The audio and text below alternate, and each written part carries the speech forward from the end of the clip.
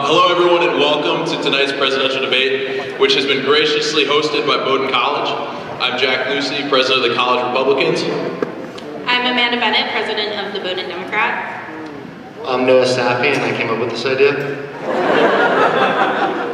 Tonight's debate features the 5 remaining candidates, 3 Republicans and 2 Democrats. This election cycle has been a special one, fraught with controversy, intrigue, and patriotism. It is our hope that tonight we can thoughtfully engage on the issues at hand with an eye for practical policy. Throughout, I ask the audience to remain respectful, but we will tolerate some heckling so that we can make the most of this time together. These candidates all have busy schedules and have been nice enough to make time to be at Bowdoin this evening. So if it's all right with you, I think we should all join together in the national anthem, and then we can get to the rules and introduce the candidates. So if you would all please rise and remove your hats, Gary.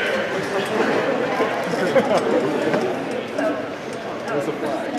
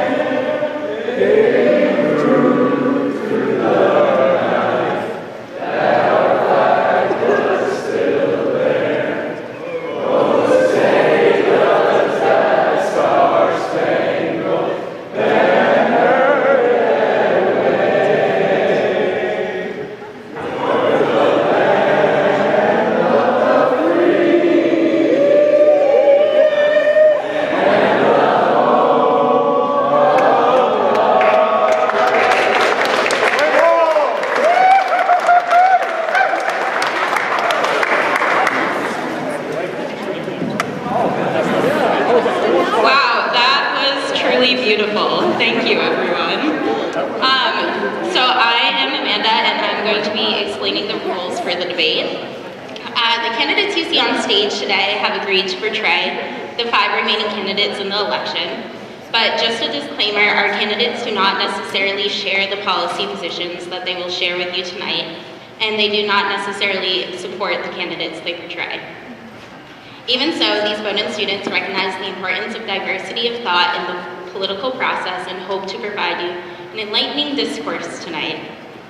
And so the rules are, we will begin with a 2-minute opening statement from each candidate. The moderators will then direct questions on a variety of topics to each candidate. They will have 1 minute to respond to these questions. If one candidate mentions another candidate in his or her response, the candidate who was mentioned will have 45 seconds to respond. If anyone in the audience has questions, please write them on a piece of paper and bring them to this table, and we will do our best to read them.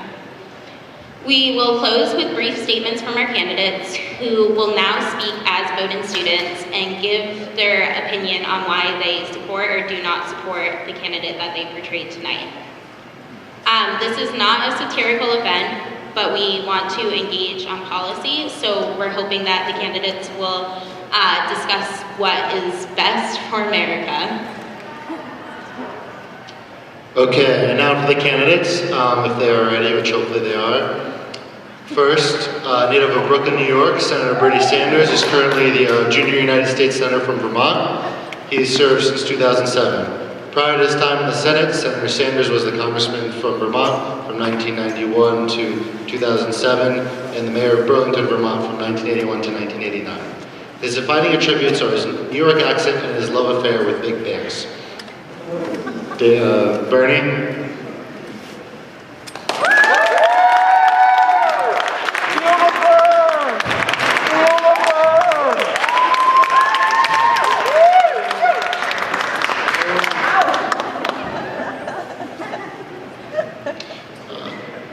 Next up, we have Secretary Hillary Clinton, who most recently served as Secretary of State under President Barack Obama from 2009 until 2013.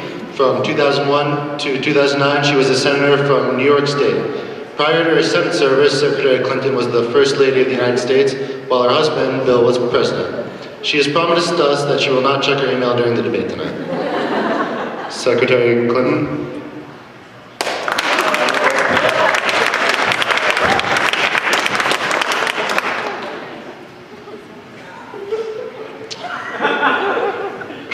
Governor Kasich is serving his second term as the governor of Ohio. From 1983 to 2001, he served in the House of Representatives as the congressman from Ohio's 12th district. After leaving Congress, Governor Kasich was managing director at the Cleveland, Ohio office of one of America's most prestigious investment banks, the Lehman Brothers. Please welcome Governor Kasich.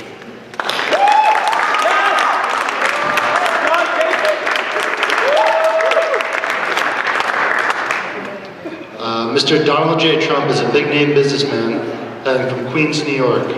A multi-billionaire, Mr. Trump has spent most of his career working in real estate development and property management as president of the Trump Organization. From 2004 to 2015, he hosted the reality TV show, The Apprentice. He is happily married to his third wife, Melania, who immigrated to the United States from Slovenia in 1996. Mr. Trump.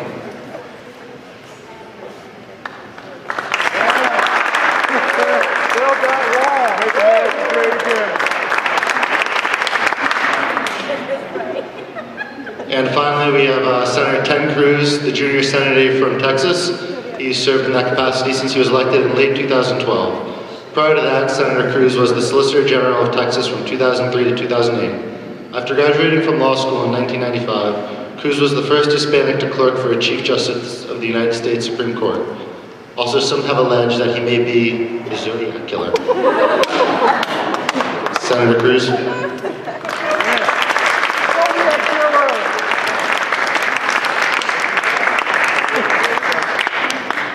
Thank you all for welcoming the candidates. Candidates, you may take your seats.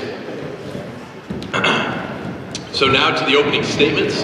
Senator Cruz, since you came out last, you get to go first.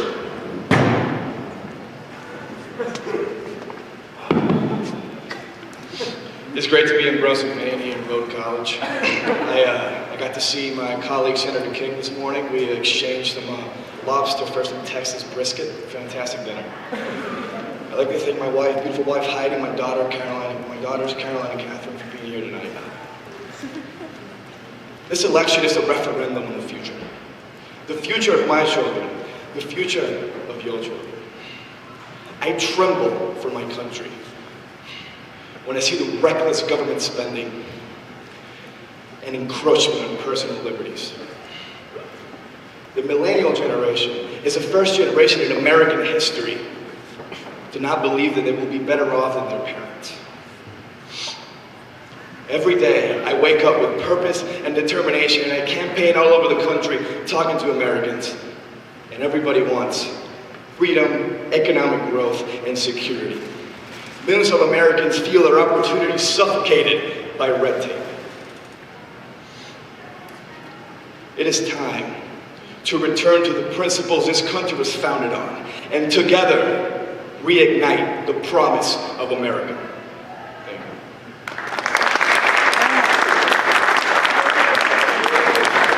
Mr. Trump. We have a lot of serious problems going on in the world today that are very dear to my heart, especially in this world and in our country. The increased risk of radical Islam, the national security risks, and the loss of jobs throughout our country. We have seen the destruction that radical Islam causes in the Middle East and all over Europe, and I'm going to do everything in my power to make sure that we have secure borders. The reality of the situation is that these extremists have found ways to get through our borders and cause destruction and devastation all over the world. Now, the director of the FBI has said that we cannot properly vet these people. So this is a terrible problem that needs to be addressed, but we must do it as a united country, a united world, and this is the utmost importance of securing our border. In order to secure our border, we're going to build a wall, the greatest of walls. You know I could build walls, I could build. You know I'm going to build walls. And in that wall, there's going to be a big doorway. Big doorway everybody can come through, but legally. You need to come through legally. Illegal immigration is a big problem. It takes jobs away from millions of Americans every single year.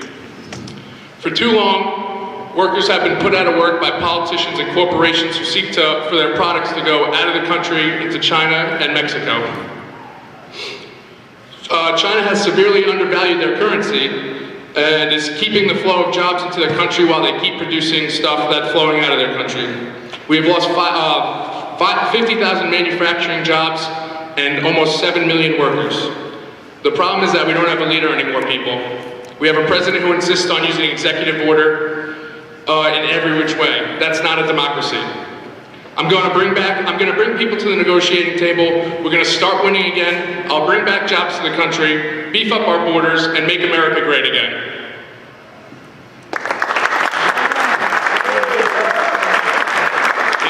Governor Kasich. Folks, thanks for coming out tonight.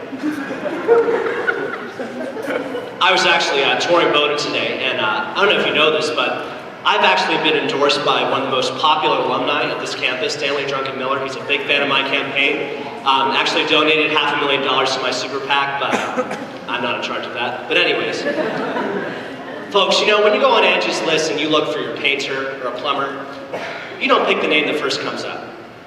You look for someone who has a resume and an experience. You know, our country faces big challenges. Large national debt, a failing school system, the rise of ISIS, Iran, and Russia, and a gridlocked Congress. And we need someone who has faced these challenges before and can face them again. And I think I'm the person to do that. In Congress, I worked across the aisle to balance the first budget since man walked on the moon. In the 90s, I worked with people from Newt Gingrich to President Clinton to face our biggest problems. And then after several years in the private sector, I went back to Ohio as governor. And those were dark times for our state. We had 29 cents in our state rainy day fund. We lost 375,000 jobs. We had $8 billion in the deficit. 5 years later, Ohio is great again. We're at record levels in terms of new business creation. We've created 400,000 new private sector jobs. There is hope in our state. We are top 10 in job creation. So I think those experiences over 30 and 40 years have given me the character, the knowledge, and the policy know-how to face our biggest problems. So I ask tonight, as you listen to this debate, don't just listen to what we say, but really ask yourself what we've done. Because I've done it before, and I'll do it again. Thank you.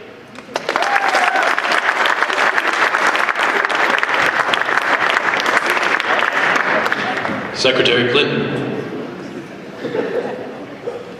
Hello, everyone, and thank you again for coming out tonight. And thank you to Mr. Lucy, Ms. Bennett, and Mr. Safi for putting this together, and for Bowdoin College for hosting this. So as I was also walking around the campus earlier on this gorgeous day, I couldn't help but think of a number of the great alumni who have gone to this institution. Joshua Lawrence Chamberlain, George Mitchell, people who believed in the promise of America. That's what they had in common. They believed in bringing people together, and they believed that America stood for something. And that's what I stand for too, and that's why I'm running for president. I'm joined on this stage by a number of people who don't quite share this promise for America. They believe that America isn't great right now, that it has to be made great again. They believe that America needs a revolution to return to some former glory. And I don't see it that way. I think that the people of America are just as strong as they've always been. That our government is just as strong as it's always been, and that together we can work to continue to make this country the strong and great country that it has been. And so that's why I'm running, to continue the work that President Obama has done to improve this country through the Affordable Care Act, through trying to secure our borders and ensuring that we are safe both abroad and at home. And that's what I would do with my campaign. I've done it as Secretary of State, working hand in hand with President Obama to both protect America's interests abroad and at home. I did it as Senator for New York, where I fought in the Senate for 8 years on behalf of working class people and middle class people across America. And I did it at President Clinton's side when I was First Lady, of the United States, where I helped push both healthcare, where I helped fight for healthcare reform and helped fight for the values of Americans everywhere. And that's what I would do as president. And so I hope that you'll honor me with your vote. Thank you.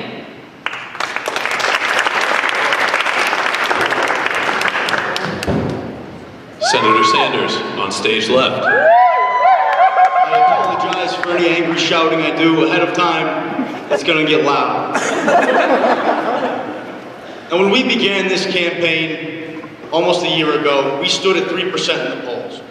We were 70 points behind Secretary Clinton. And in the past 2 weeks, 2 polls have come out putting us ahead of my competitor. Tell them. And of the last 10 caucuses, we have won 8 of which, many of them by double digits. And the 2 that we lost are currently under investigation for election fraud. So currently we are only behind 277 pledged delegates, with 1,400 pledged delegates still up for grabs. This is far from over. And the reason that our campaign has done so well is because we are doing something very radical. We are telling the American people the truth. And the truth is that this country is not going to move forward in a significant way for the working people unless we overturn the disaster that was the Citizens United Supreme Court decision, and also create campaign finance reform so super PACs and billionaires can no longer buy our elections. This campaign is determined to end a rigged economy and create an economy that works for all of us, not just the top 1%. This campaign is a political revolution, not only to elect the president, but to transform this great nation into one that the Americans believe it can be. Thank you.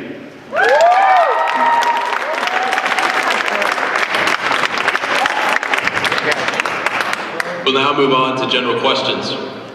First, to Secretary Clinton. You are joined tonight on stage by 4 other people, 3 of them self-proclaimed anti-establishment outsiders. You've spent a lifetime in public service as First Lady of both Arkansas and the United States, a Senator and Secretary of State. In a year of outsiders, you may be the consummate insider, having lived in the White House for 8 years. How, if at all, are you going to reform the Washington establishment? Well, thank you, and I'd like to thank you again for pointing out my lifetime of public service. You're right, I have been fighting for these issues for decades. I've been front and center on these issues for decades, and I'm proud of that work. And I think that I would make the best choice for president because of that, because I have the experience and the know-how to fight for these issues and to make a tangible difference. I think what we need, and if you look at what President Obama has managed to do, we need both a progressive vision, but a way to execute it as well. And I think that the experience that I've had in the Senate, the experience that I've had as Secretary of State, the experience that I've had, you're right, living in the White House, will allow me to have the knowledge and the experience to put forward a progressive vision to actually make a difference for working people in the middle class in this country, because that's what we need. We don't need rhetoric, we don't need just ideas, we need a way to make these ideas happen. We need policy, because that's the only way that this country will move forward and that we will be able to actually make people's lives better. Thank you. Sanders, you have a response? Yes, thank you. Secretary Clinton just discussed her time in the Senate, how much she's done for this country in the 8 years she was there before being tapped on the shoulder by President Obama. Well, let me tell you something.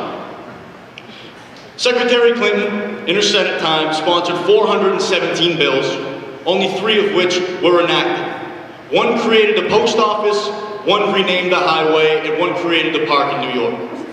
Now, in my 9 years in the Senate, I have also passed 3 bills of the 362 I proposed, that is less proposed than Secretary Clinton, but the same number passed.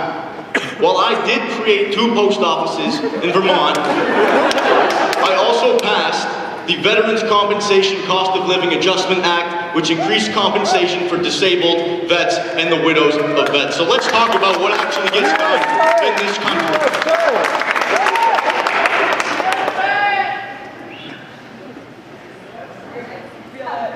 Our next question is to Governor Kasich.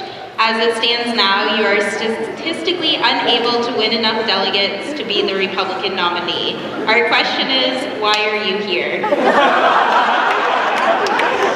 Well, look, Amanda, I don't know how much American history they still teach in these $65,000 liberal colleges, but, you know, in the history of the Republican Party, there have been 10 contested conventions. And in 7 of those conventions, the ultimate winner was not the front runner going in, and was not leading either in delegates, or before there were delegates, was simply a dark horse, an underdog. And 6 of those candidates went on to win in November. Now, it is true, I would have to win 140% of the remaining delegates to win the nomination outright, but there's virtually no chance that either Mr. Trump or Mr. Cruz will win the nomination outright. So as we go through, the delegates make those decisions over several ballots, they're going to have to think about who will represent the party well in November. And the past 15 consecutive national polls, I was the only Republican to beat Secretary Clinton. In fact, one company came out and did an electoral college simulation, I believe over 40,000 voters, and they determined that I would win the electoral college by 304 to 224, winning the Midwest back to Republicans. As much as I respect these candidates, their rhetoric will risk the loss of the Senate for the Republicans, and we cannot let that happen.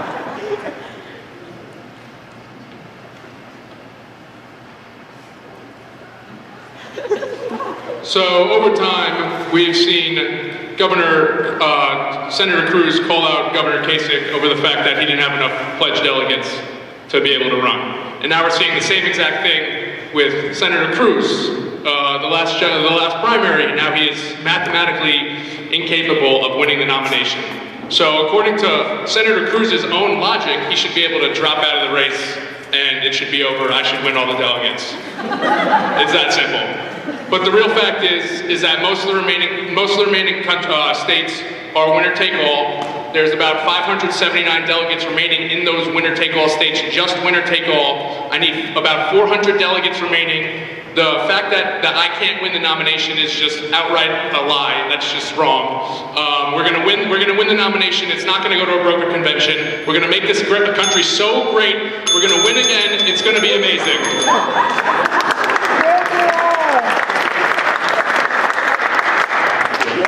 Just for all the candidates, we gotta keep it moving. Got a lot of questions. Thank you guys. Doing a great job. We'll turn back to Senator Sanders. This one's for you.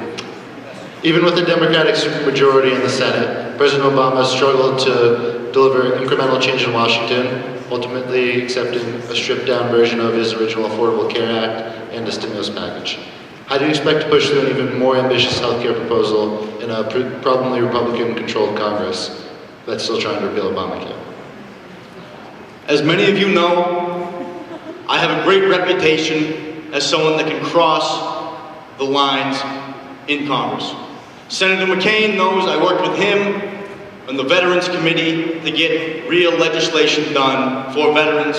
I have a reputation. I am one of the highest rated congressmen among likeness. I'm the most liked, pardon me, congressman in the Senate, unlike my competitor, Ted Cruz, who is the most hated man in Washington.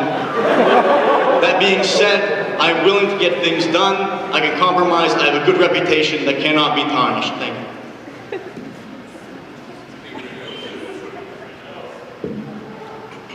Address 2 issues very quickly. Convention. Donald, I love your energy, but it's not realistic. You have no ground game. We have the strongest grassroots in the country. We poll 14 points better among young people than Hillary in the general. We have the most dedicated delegates for the convention, and if it goes to the contested convention, which it will in California perhaps, we will win the nomination by the 3rd ballot. In regards to my likeness, if you're looking for somebody that's going to go along to get along, I'm like, you go. If you don't receive enough pushback, that means you're not pushing hard enough. I've fought for my principles. I fought against my own party. I fought against the other party. But now we seem united.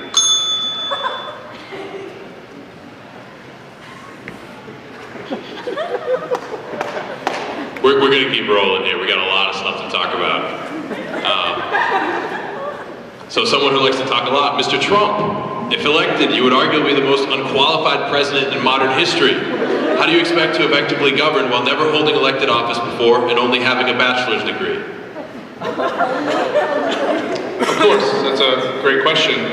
If you really look at there's one thing that separates myself from all the other candidates. I'm a winner. I'm a winner and I'm a winner. I've always won throughout my whole career. Okay? These politicians are owned by big businesses and big corporations, and you can't affect change when you are owned by big businesses. When you look at the political landscape of the past 20 years, we've seen 50,000 jobs, manufacturing jobs leave this country, go to China. 7 million jobs have left this country. I'm looking to bring back jobs to this country, make America great again, raise middle-income families, and make this country the best country in the world again.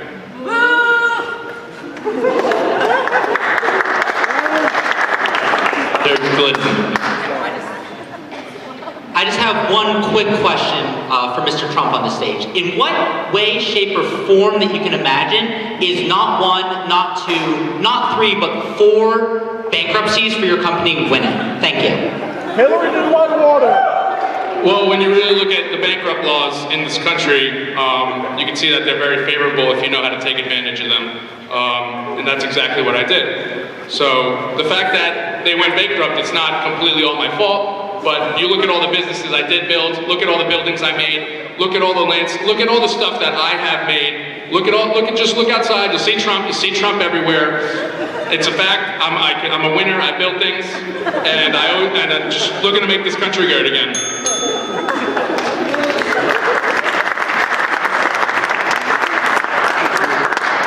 Okay, our next question is to Senator Cruz. You were born in Canada to only one American parent. Under the Constitution, how are you qualified to be president if you're not a natural-born American citizen? So this question has been answered many times, but I gladly answer it today for you. The Constitution states you will be president if you're a natural-born citizen. If you do not have to go through the process of naturalization, you are therefore a natural-born citizen. And I did not. My mother was American, born in Delaware. Thank you.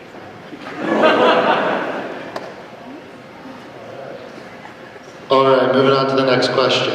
We'll start moving into some more specific policy issues here. This one's for you, Mr. Trump. You entered this race focusing on one issue, immigration. On the campaign trail, you repeatedly claim, we're going to build a wall and Mexico is going to pay for it.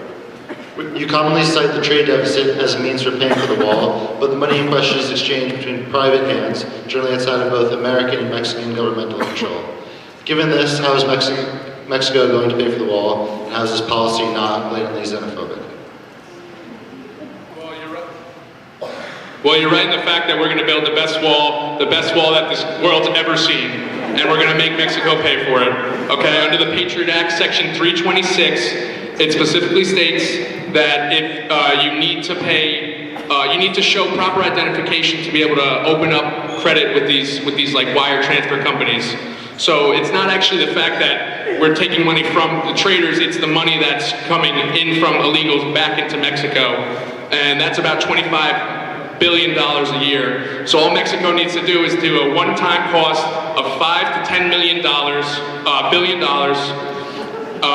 and to make sure that this flow of money keeps coming into their country, because it's basically a welfare program that they use. They take money out of our economy and they pump it right back into theirs, and that's how we're going to make them pay for it.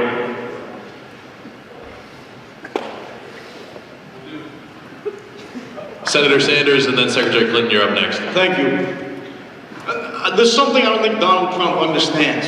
When these Mexicans send the money across the border to support their families, they don't put it in a giant vat. There is no, everyone put your money that you got from the United States in a giant pool, so when Trump wants to come get it, we can give it to him. No, they spend it in the economy, they benefit their families, and eventually it works its way back through trade to benefit our own economy. Have you no heart?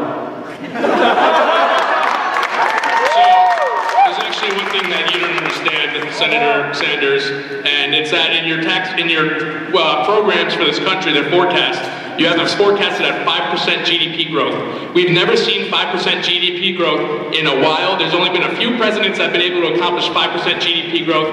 You're almost in an unrealistic world, a fairy tale world, thinking that you're going to get 5% GDP growth. It's just not a real policy, and it's not going to work, and you're not going to be able to do your policies because you can't pay for them. And so I'd like to go back to talking about the wall for 1 second. I can't believe that I had to say that on the stage, but okay. I'd like to go to what the second part of the question was, and that was, how is it not xenophobic? And I'd like to... During your time as Secretary of State, the American Ambassador, and 3 other members of the American Foreign Service were killed in an attack at the U.S. Consulate in Benghazi. In the following investigation, it was found that you withheld information regarding your knowledge of the attacks and misled the public by telling them that the attacks were a result of a spontaneous protest stemming from an anti-Muslim video. In the hours following the attack, your correspondent with the President of Egypt said, quote, "We know that the attack in Libya had nothing to do with the film. It was a planned attack, not a protest. Knowing this, how can the American people trust you to be honest and keep them safe?" Well, I would like to strongly disagree with your characterization as misleading the American people. That is not what I did or what the Obama White House did in the wake of the Benghazi attack. After the attack on Benghazi, we were faced with a very difficult situation, and we're faced with trying to come back from the tragic loss of life in our Foreign Service Corps. We were also dealing with incomplete information. We were dealing with the fog of war, quite literally. And so what I said and what the Obama White House said reflected the best intelligence that we had at the time from the CIA. Everything that they told us said that it was related to the video that ended up later to prove incorrect. But I actually think that the fact that I, as Secretary of State, was involved in difficult situations, that I was served with President Obama and was at his side during the crisis in Benghazi and during the time when we killed Osama bin Laden, shows that I have the foreign policy know-how and the experience to deal with the fog of war and keep America safe. Thank you. Frankly, just to say that the fog of war caused that is just complete wrong. That's not what happened. You deliberately lied to the American people. You told them that it was an attack in Egypt. You told them it was an attack in Egypt. You told your daughter, you told other people that it was orchestrated by groups affiliated with Al-Qaeda the day of the night of the attacks. Okay, Mr. Trump, I think you've got your point across. Senator Sanders, we actually have a question for you. Whatever you have to say, please incorporate it into your response. Okay, what is the role of the U.S. in the Israeli-Palestinian conflict?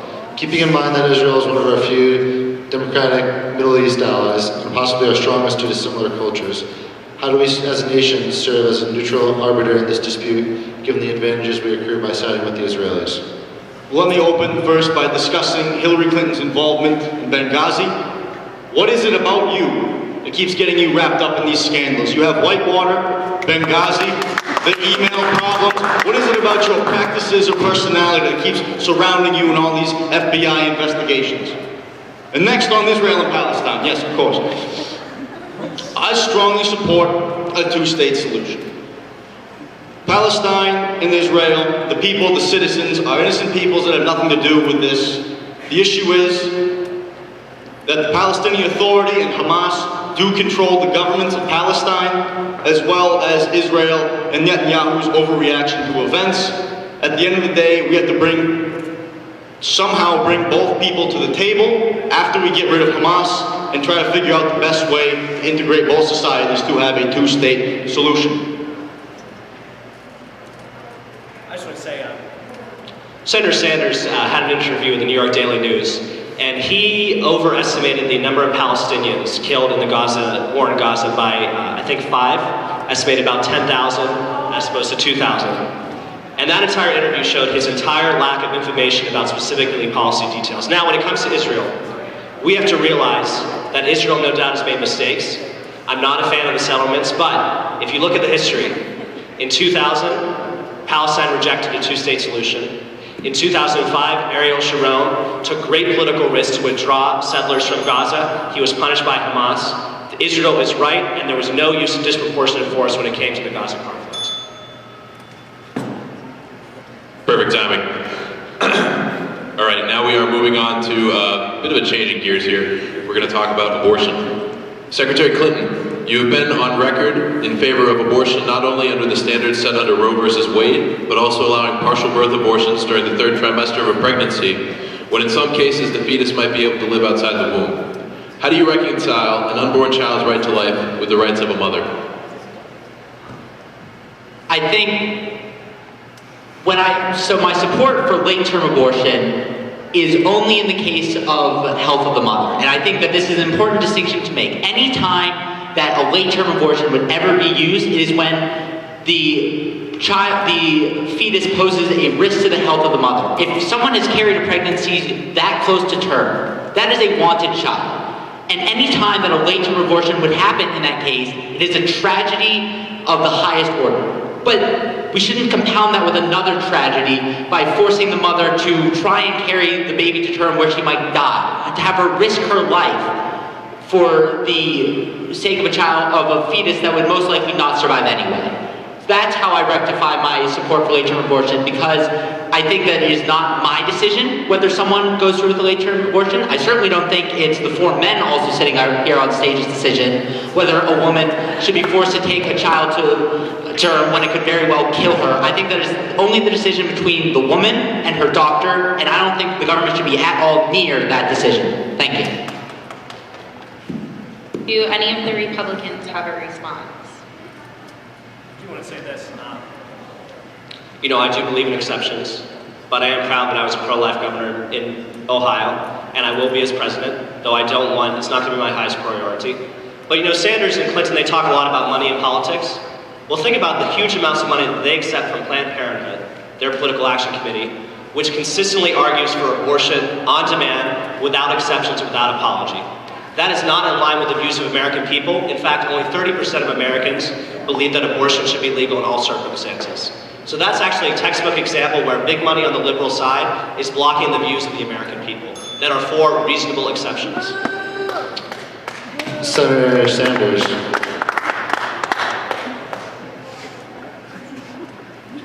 Remember in your opening statement when you said that Ohio was great again. Let me redirect you to something you did very recently. You defunded Planned Parenthood in your state, and I'm very sure that you were aware that $1.3 million of the money you stripped from the organization went solely towards STD testing, cancer screenings, and domestic violence support programs. The very strong majority of everything Planned Parenthood does is not just abortion, it's about helping everybody. It is a good-willed organization. Just because you disagree with 2% of what they do doesn't give you the right to totally dismantle everything for your constituents and the citizens of this country.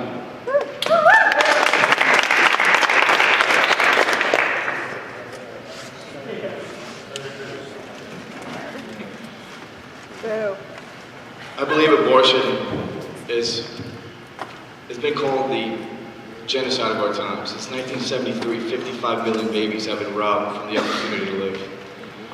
Now, regarding Planned Parenthood and their support, Planned Parenthood currently receives about 45% of their budget from the government. A budget that goes to health benefits, absolutely. But Planned Parenthood does not own the women health benefit business, because it is a business. They're a business engaged in the sell and the selling of dead baby parts, which is a United States felony. And I just find it appalling that you would support that. You're appalling. I'm sorry, but I think we're going to have to move on to some domestic issues. Thank you all for your thoughts. First question will go to Mr. Trump. Pretty quick one. Is climate change real? What should we do about it? You should build the wall. Oh, you better damn right, we're gonna build a wall. But in 2012, I did say climate change was a hoax. It's not such a clear, cut and dry situation. The fact of the matter is that we need to be drilling in our country. There's the Marcus Shale, which holds the mother lode of all natural gas in our country, and we should be using it. It will create jobs. It will lower the price of oil. We'll be making America great again. And that's why I support drilling in the Marcus Shale. Secretary Clinton. I'm not sure how much more sure you can get that climate change is real and has been caused by the actions of mankind, then 97% of the scientific community is saying so. Climate change is a real problem that we have to face. I mean, Mr. Trump's wall won't do us any good if our country is swamped underwater. Now, will it? We need to focus on ensuring that we protect our environment and that we fight against climate change, because that's the true issue where we need, one of the true issues where we need to focus on our children. Thank you. Bernie, what do you got for us? We can sit around here and debate whether climate change is real or not, but it's obvious that it is. But we need to talk policy. What are we going to do about the global warming? So I've decided that we need to reclaim Washington by ending huge subsidies we give to these fossil fuel companies because they use this as a return on their profits, then to lobby back into Washington to keep allowing the politicians to halt climate change progress. We're going to tax carbon emissions, we're going to lead the clean energy revolution in the world, and we're going to get the international community to help us solve this crisis. Mr. Trump? You know, Secretary Clinton, I find it a little amusing that you are now advocating for the environment, considering that when, at your time as Secretary of State, you supported fracking all these years. So, I don't know how you could be in support of fracking and then also be in support of the environment, and add on top of that that 43 lobbyists from the oil and gas companies have provided you with the maximum amount of donations to your fund. They obviously have a message, you obviously have a message that they support. So, it doesn't seem that you're too great on the environment.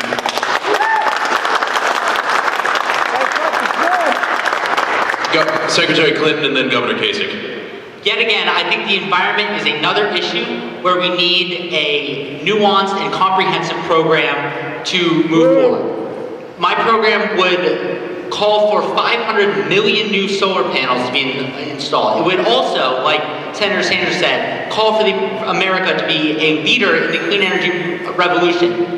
But that revolution isn't happening now. We still need some way to fuel our country and to make sure that we are not dependent on foreign oil, and unfortunately right now, fracking is that answer.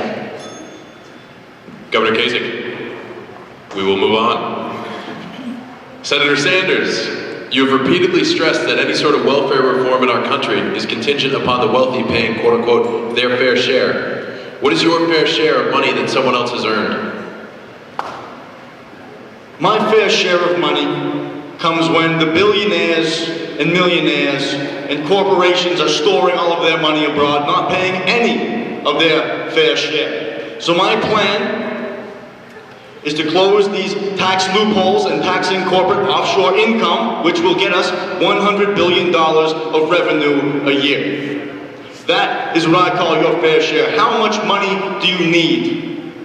The American ideal isn't about how much money can I stockpile for nobody else to have. You can't let this child poverty keep roaming the streets, even though it's not a real being, it's an abstract thought, but it's roaming the streets. You know, Bernie! I just want to say, Bernie talks a lot about Scandinavia as his model of what our country should look like, but just something to keep in mind. Sweden has this 30% capital gains tax rate. Bernie wants to bring it to 64.2%. Sweden's corporate tax rate is 22%, which is less than ours of 35%, and I assume Bernie will want to raise it more.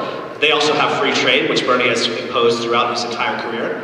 They're actually at the forefront of school choice, which is something that obviously won't fly with the teacher unions that are supporting Bernie Sanders. So when you actually look at the kind of country he wants us to look like, since he says that the reason why we have child poverty is because there's too many shampoos in stores, Bernie wants us to look more like Venezuela as opposed to Sweden, and that's not the solution for our country.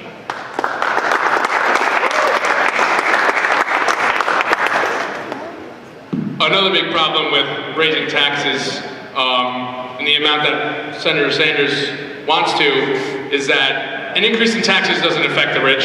because they have enough money and they could just move their money offshore like they've been doing forever. It doesn't affect the poor because they don't have enough money. So what it really comes down to is you're taxing the middle class and you're giving it to the people who don't work at all, and it's really only the middle class families that are getting affected by it. Middle class families are the people who drive the economy by consumption, by work. How could you justify taxing the middle class and giving it to people who don't work?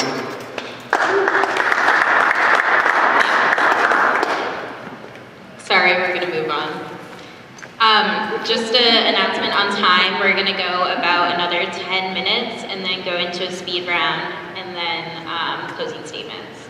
So our next question is to Senator Cruz. You say that we should abolish the IRS. Why? Thank you for that question. Under my tax plan, the flat tax plan, there's no need for an IRS. Under a 10% tax flat rate, we would increase about 4.8 million jobs and a 12.2% wage increase. For businesses, 16% flat tax. It would increase the current GDP ratio about 13.9%. So there's no need for an IRS, and my tax plan is effective, it's fair, and if you're a family of four, first $36,000, you don't pay anything. If you're a single mother making $40,000 a year, under my tax plan, you will have an extra $5,000. It's equal, and it's really equal for everybody. Senator Sanders. Okay, well, we're going to give one to Governor Kasich. Kasich, right, of course, I knew that. You like to toot your own horn by praising the sound of your record-balancing budgets in Washington, D.C., your home state of Ohio. Even so, some Republicans have accused you of being too liberal and saying it's easy to balance budgets when you raise taxes. What's your response to this? Well, look, I actually cut taxes by $5 billion in the state of Ohio. I mean, I really don't see, if people think that I'm not conservative, I don't know what's happening to this party. I mean, we are really off the deep end if we come to that point. I mean, I was able to bring manufacturing jobs from Mexico and China back to Ohio by making it a competitive state again. And that's really what we have to focus on today. You know, the rate of new business formation is down by 40% since 1980. In 1982, half of companies were new companies. Now it's a third. Instead of proposing these massive tax increases, we have to think about what's going to create a culture for entrepreneurs and businessmen to invest and create jobs for all of us. And that's the conservative reforms that I'm thinking about. And that includes things that progressives might like, you know, investing in education and infrastructure, but also means real corporate and income tax reform as well. So if I'm not a conservative, God help this party. Secretary Clinton, at a recent campaign event on April 8th, your husband denounced Black Lives Matter protesters saying, "I don't know how you would characterize the gang leaders who got 13-year-old kids hopped up on crack and then sent them out on the streets to murder other African-American children. You're defending the people who kill the lives you say matter. As president, what would you do for the black community? Will DeRay McKesson be invited to your White House?" I would love to have DeRay McKesson at my White House and to hear what he has to say, because I do believe that issues on race and issues on criminal justice reform are some of the most important issues that we have to face as a country. If elected president, I would cut mandatory minimums in half, and I would reform the criminal justice system where it matters most, on nonviolent, and particularly nonviolent drug offenders. I would increase funding for, I would take funding away from incarceration and put it towards rehabilitation of people who are addicted to drugs. I would make sure that the disparity between crack and powder cocaine, a racially motivated measure, no longer have different sentences. I have numerous plans that would help the African American community, other minority communities, and would focus extensively on racial issues because I believe that they are incredibly important and that us as a country need to unite and move beyond these issues. Man, it's funny you say that when you get so much lobbying money from the prison industrial complex. Whereas my policy, I am against for-profit imprisonment. We're going to demilitarize the police. We're going to have forces represent the communities that they are protecting to foster better relationships between the police and the communities. We're going to legalize marijuana, eliminate minimum sentencing for drug crimes, as well as eliminate implicit and explicit quotas for stops and arrests. That's my plan. We'll go with Secretary Clinton, and then Governor Kasich is going to have a witty retort as well, I think. I'd like to wholeheartedly agree with almost everything that Senator Sanders just said. Most of it is in my platform as well. I too would eliminate for-profit prisons. I too would look to reform the way that we police in this country to make sure that it is constitutional, and to work with local police forces to make sure that we have body cameras to ensure that policing in this country is done constitutionally. As I said, I believe that this is an incredibly important area and one that I would focus on should I be elected president, and I would like to agree with Senator Sanders on almost everything that he just said. I just want to say briefly, they're talking about what they want to do. Let me just talk for a second what I've done as governor of Ohio. Our recidivism rate in Ohio is at 20%. We are finding ways to help people who leave prison find jobs, get back on their feet, and have opportunities for themselves or their family. We've invested in re-entry programs to help prisoners. We've banned the box, so when former prisoners are applying for jobs, they're not discriminated at all. We've ended collateral consequences that make it difficult for former prisoners to access driver's license, social program, housing, and so on and so forth.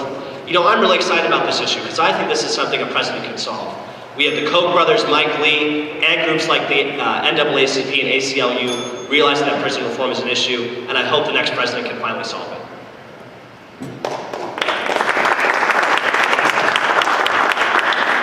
The next question is actually to you, Governor Kasich.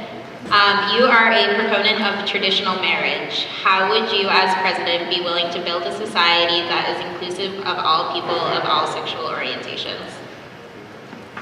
Great question, Amanda. Now, I want you to keep in mind the two things that come from my Christian faith. As a Christian, I do subscribe to the traditional Christian understanding of marriage as one between a man and a woman. But my faith also tells me to respect and love all people, regardless of the decisions that they make. I don't necessarily agree with the Supreme Court's decision when it came to same-sex marriage, but I will not try to overturn it. The issue is settled, the ship has sailed, and I hope the Republican Party realizes that.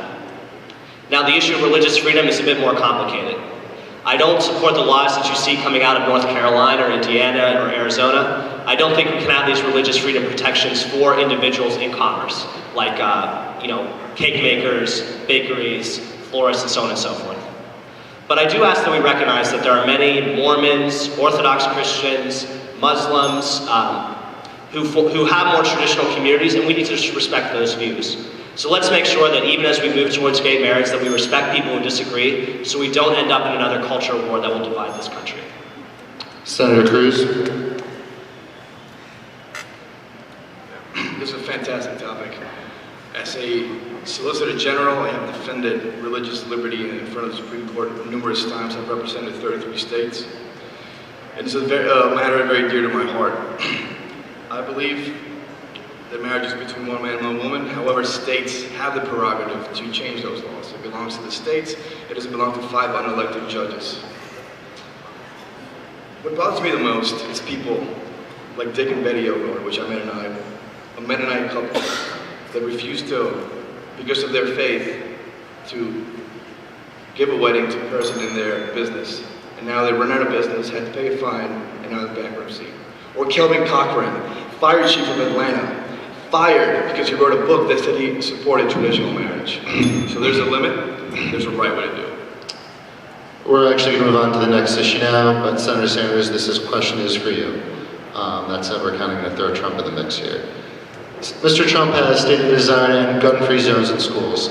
His thoughts are that anywhere without guns is a flashing target for terrorists or mass shooters. Do you agree or disagree with ending gun-free zones, and why?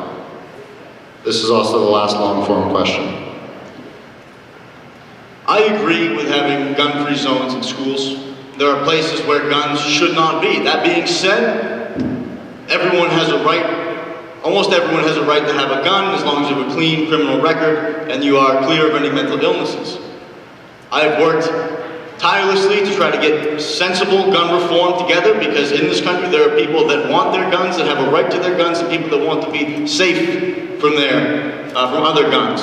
And so in that case, we can have these gun-free zones, but that does not mean we should infringe upon everyone else's right to own semi-automatic weapons with magazines less than 10 bullets. In the interest of time, we're now going to move to something fun. Not that this hasn't been fun, but we have the speed round now. Candidates, we're going to go down the line as fast as you can. These are going to be one-word answers on this. What would your Secret Service code name be? Blue Waffle.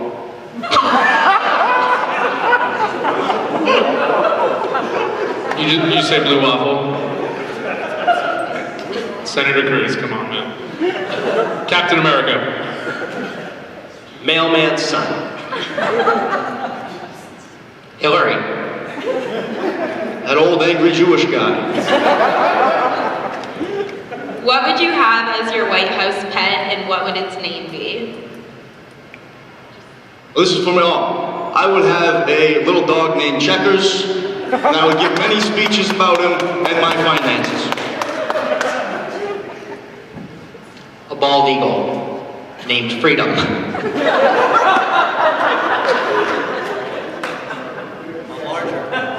A larger bald eagle named Liberty.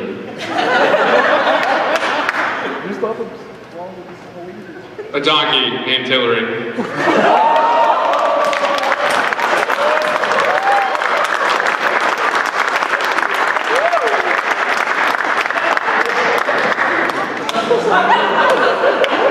I would have a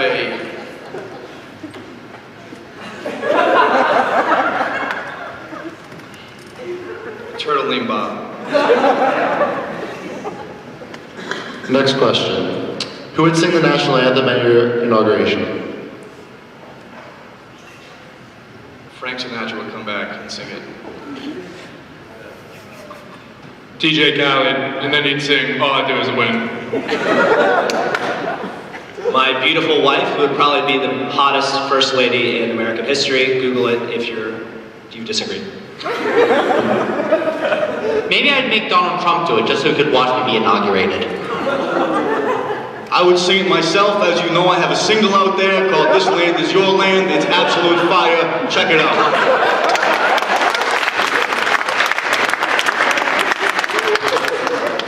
Did OJ do it? No comment. Yes, though the entire O.J. Simpson trial is emblematic of the problems that we have in criminal justice reform, which I will work on as President of the United States. Well, you know, the same year the trial was happening, I was actually balancing the budget in Congress, so that's more important.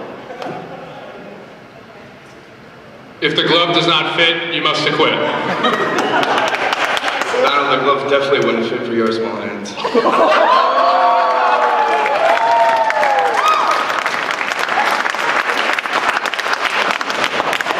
Thorn or Moulton?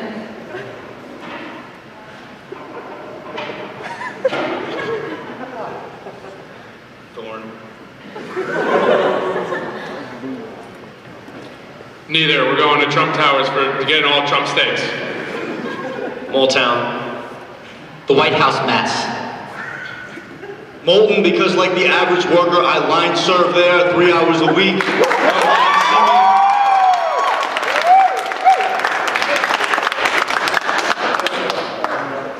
Our last speed round question. Red brick or crack? Long live crack.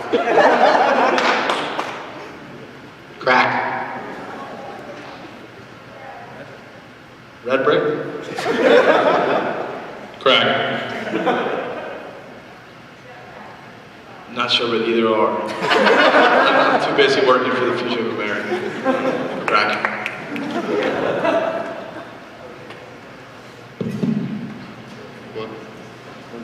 Okay. We'll now move into the closing statements. Each student will now speak as himself, explain a little bit about their experience and why they support or do not support the candidate they represented tonight. Yeah, I'm Francisco Navarro, and I do not support Ted Cruz for president.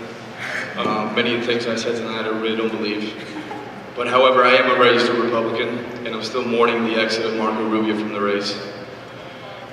But at the end of the day, this election is, I really think 2016 is changing politics forever. It's a direction that will be studied forever, and looking back at this time, it's very important to be involved. Thank you for everybody being here, for the CRs, the Democrats, political union for organizing this event, and stay engaged, believe in your principles, and say no to Hillary.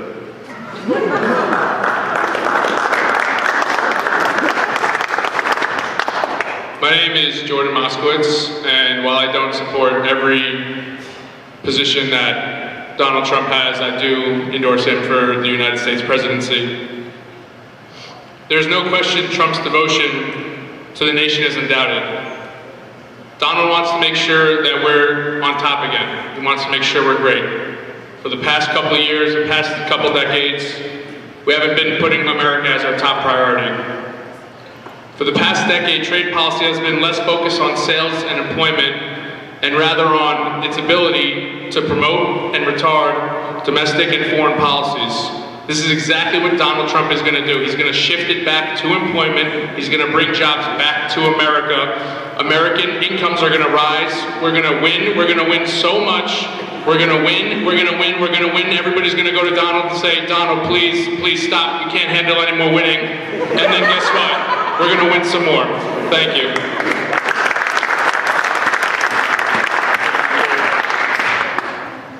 Well, I've heard actually that my nickname on campus is the Kasich guy, and I have worked for him for several months, both for the Super PAC and the campaign. Yes, I do have a story about how I embarrassed him in front of the national media, but if you want the details on that, I'll speak about it later. But I've knocked on doors for him in New Hampshire, almost got frostbite doing that. I was up for 23 hours during the New Hampshire primary, fell asleep talking to people on the phone. I've made speeches for him at the Maine caucus. I've met him several times.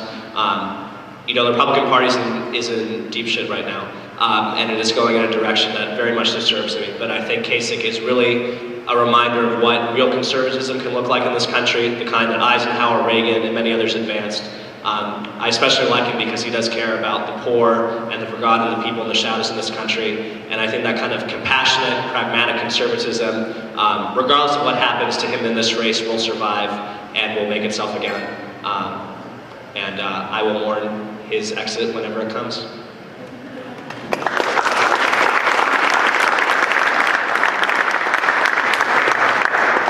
Hi, I'm David Levine. I'd also like to thank everyone for coming out tonight, and I am indeed ready for Hillary. I will be the first to admit that Hillary Clinton is a horrible campaigner. She is not good on the stage. She is a rather wooden speaker, but that's not what I'm really looking for in a president. I'm looking for someone who would bring competency to the White House and who would be able to articulate a progressive vision, have strong progressive ideas, but also has the understanding of the system as it is, to be able to work to actually enact that vision into real progressive policy. And I think that Hillary's experience in different levels of government, that makes her qualified to do that, and that she has a number of workable ideas that will actually make people's lives better. And so that's why I support Hillary Clinton.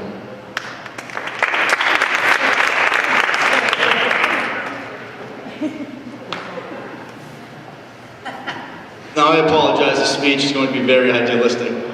So my name's Damian Ramsdell, I'm a junior, and I do truly love Bernie Sanders.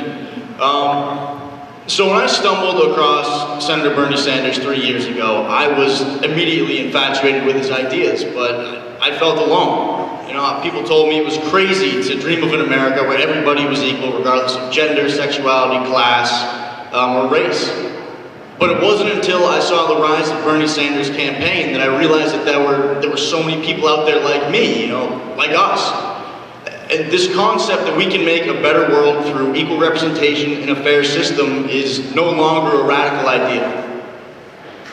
This campaign has brought to light so many of the issues that Americans face, and it has united us through our struggles. We currently live in a tumultuous time, and someone needs to bring us together. We need someone to inspire us, because the only time real change happens is when we, the people, make it happen. And with Bernie as president, I know he would give all of us the power to make this country free and beautiful. Thank you.